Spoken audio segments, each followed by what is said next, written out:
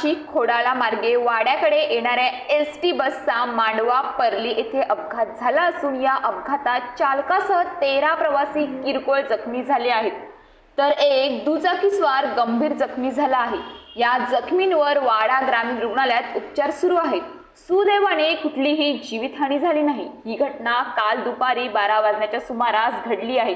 वाडा आगाराची ST bus MHN 9164 सकाळी 6 वाजता शिर्डी येथून सुटून ती वाड्याकडे येण्यासाठी प्रस्थान झाली होती। सुरुवातीला नाशिक येथे थांबा घेतला, त्यानंतर सकाळी 9 वाजता नाशिकवरून खोडाळा पर्ली मार्गे वाडा येथे येत होती। ती मांडवा येथून चढाव चढल्यानंतर उतारावरून खाली येत असताना पावसाच्या रिमझिममुळे रस्त्यावर झालेल्या चिखलावर बस घसरली।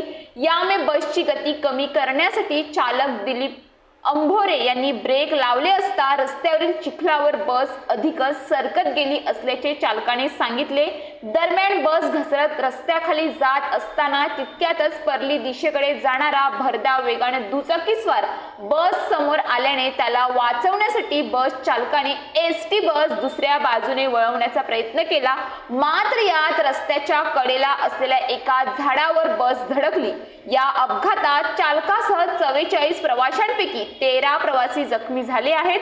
ह्या अपघातामध्ये हात, पाय, छाती, डोक्याला किरकोळ दुखापत झाली आहे। तर भरधाव वेगाने दुचाकीस्वार 20 वर्षीय मोहमाळ येथे राहणारा रुपेश घाटाळ हा बसच्या पाठीमागील बाजू लागल्याने तो खाली पडून जखमी झाला आहे।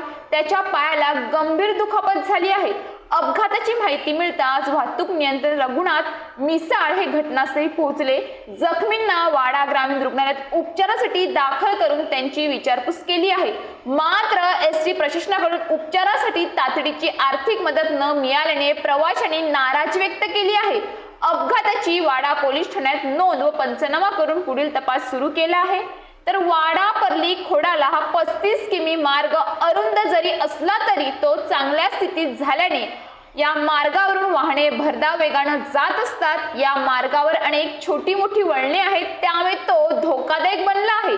या मार्गावरून समोरून येणाऱ्या वाहनांचा अंदाज वाहन चालकांना बऱ्याचदा येत नसल्याने तसेच वाहनांच्या गतीवर मोठ्या वाहन चालकांची किंवा दुचाकीस्वारांचे अनेकदा नियंत्रण राहत नसल्याने येथे मोठ्या प्रमाणावर अपघात घडत असतात। त्यामुळे याकडे प्रशासनाने योग्य ती उपाययोजना करणे व लक्ष देणे गरजेचे आहे।